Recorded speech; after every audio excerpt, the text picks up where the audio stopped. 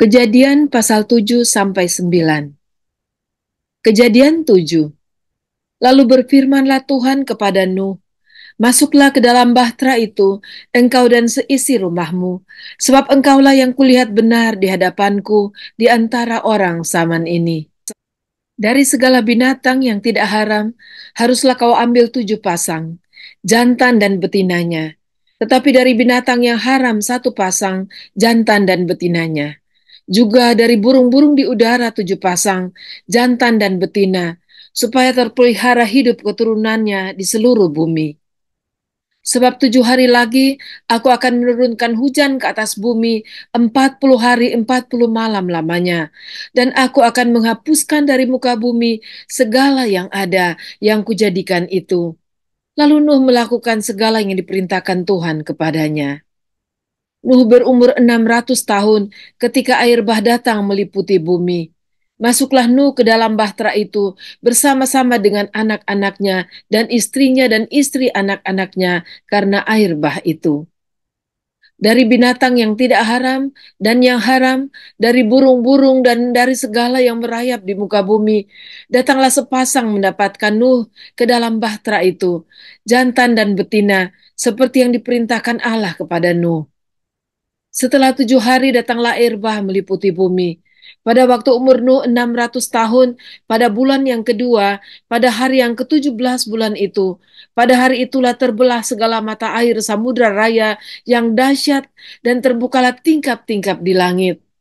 Dan turunlah hujan lebat meliputi bumi 40 hari 40 malam lamanya. Pada hari itu juga masuklah Nuh, serta Sem, Ham, dan Yafet, anak-anak Nuh dan istri Nuh, dan ketiga istri anak-anaknya bersama-sama dengan dia ke dalam bahtera itu. Mereka itu dan segala jenis binatang liar, dan segala jenis ternak, dan segala jenis binatang melata yang merayap di bumi, dan segala jenis burung, yakni segala yang berbulu bersayap. Dari segala yang hidup dan bernyawa, datanglah sepasang mendapatkan Nuh ke dalam bahtera itu. Dan yang masuk itu adalah jantan dan betina dari segala yang hidup. Seperti yang diperintahkan Allah kepada Nuh, lalu Tuhan menutup pintu bahtera itu di belakang Nuh. 40 hari lamanya air bah itu meliputi bumi. Air itu naik dan mengangkat bahtera itu sehingga melampung tinggi dari bumi. Ketika air itu makin bertambah-tambah dan naik dengan hebatnya di atas bumi, terapung-apunglah bahtera itu di muka air. Dan air itu sangat hebatnya bertambah-tambah meliputi bumi, dan ditutupinya lah segala gunung tinggi di seluruh kolong langit, sampai 15 hasta di atasnya, bertambah-tambah air itu, sehingga gunung-gunung ditutupinya. Lalu mati binasalah segala yang hidup, yang bergerak di bumi, burung-burung, ternak, dan binatang liar, dan segala binatang merayap, yang berkeriapan di bumi, serta semua manusia. Matilah segala yang ada nafas hidup dalam hidungnya, segala yang ada di darat. Demikianlah dihapuskan Allah segala yang ada, segala yang di muka bumi, baik manusia maupun hewan, dan binatang melata dan burung-burung di udara, sehingga semuanya itu dihapuskan dari atas bumi. Hanya Nuh yang tinggal hidup dan semua yang bersama-sama dengan dia dalam bahtera itu. Dan berkuasalah air itu di atas bumi 150 hari lamanya. Kejadian 8. Maka Allah mengingat Nuh dan segala binatang liar dan segala ternak yang bersama-sama dengan dia dalam bahtera itu. Dan Allah membuat angin mengembus melalui bumi sehingga air itu turun. Ditutuplah mata-mata air samudra raya serta tingkap-tingkap di langit dan berhentilah hujan lebat dari langit. Dan makin surutlah air itu dari muka bumi. Demikianlah berkurang air itu sesudah 150 hari. Dalam bulan yang ketujuh, pada hari yang ke-17 bulan itu, terkandaslah bahtera itu pada pegunungan Ararat. Sampai bulan yang ke-10 makin berkuranglah air itu. Dalam bulan yang ke-10, pada tanggal 1 bulan itu, tampaklah puncak-puncak gunung. Sesudah lewat 40 hari, maka Nuh membuka tingkap yang dibuatnya pada bahtera itu. Lalu ia melepaskan seekor burung gagak, dan burung itu terbang pulang pergi, sampai air itu menjadi kering dari atas bumi. Kemudian dilepaskannya seekor burung merpati untuk melihat apakah air itu telah berkurang dari muka bumi. Tetapi burung merpati itu tidak mendapat tempat tumpuan kakinya, dan pulanglah ia kembali mendapatkan Nuh ke dalam bahtera itu. Karena di seluruh bumi masih ada air, lalu Nuh mengulurkan tangannya, ditangkapnya burung itu, dan dibawanya masuk ke dalam bahtera. Ia menunggu 7 hari lagi, kemudian dilepaskannya pula burung merpati itu dari bahtera. Menjelang waktu senja pulanglah burung merpati itu mendapatkan Nuh, dan pada paruhnya dibawanya sehelai daun zaitun yang segar. Dari situlah diketahui Nuh bahwa air itu telah berkurang dari atas bumi. Selanjutnya ditunggunya pula 7 hari lagi, kemudian dilepaskannya burung merpati itu, tetapi burung itu tidak kembali lagi kepadanya. Dalam tahun ke-601, dalam bulan pertama, pada tanggal 1 bulan itu, sudahlah kering air itu dari atas bumi. Kemudian Nuh membuka tutup bahtera itu dan melihat-lihat, ternyatalah muka bumi sudah mulai kering. Dalam bulan kedua, pada hari yang ke-27 bulan itu, bumi telah kering. Lalu berfirmanlah Allah kepada Nuh, "Keluarlah dari bahtera itu, engkau bersama-sama dengan istrimu serta anak-anakmu dan istri anak-anakmu. Segala binatang yang bersama-sama dengan engkau, segala yang hidup, burung-burung, hewan, dan segala binatang melata yang merayap di bumi, suruhlah keluar bersama-sama dengan engkau, supaya semuanya itu berkeriapan di bumi, serta berkembang biak dan bertambah banyak di bumi." Lalu keluarlah Nuh bersama-sama dengan anak-anaknya dan istrinya dan istri anak-anaknya. Segala binatang liar, segala binatang melata, dan segala burung, semuanya yang bergerak di bumi, masing-masing menurut jenisnya, keluarlah juga dari bahtera itu.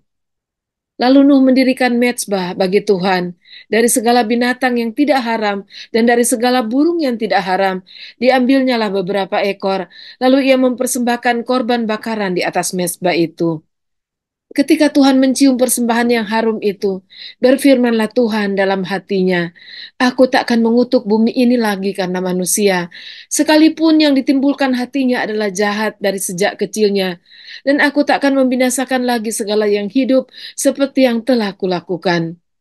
Selama bumi masih ada, tak akan berhenti-henti, musim menabur dan musim menuai, dingin dan panas, kemarau dan hujan, siang dan malam." Kejadian 9. Lalu Allah memberkati Nuh dan anak-anaknya, serta berfirman kepada mereka, "Beranak cuculah dan bertambah banyaklah, serta penuhilah bumi. Akan takut dan akan gentar kepadamu segala binatang di bumi dan segala burung di udara, segala yang bergerak di muka bumi, dan segala ikan di laut, ke dalam tanganmu lah semuanya itu diserahkan. Segala yang bergerak, yang hidup akan menjadi makananmu. Aku telah memberikan semuanya itu kepadamu, seperti juga tumbuh-tumbuhan hijau. Hanya daging yang masih ada nyawanya, yakni darahnya, janganlah kamu makan. Tetapi mengenai darah kamu, yakni nyawa kamu, aku akan menuntut balasnya.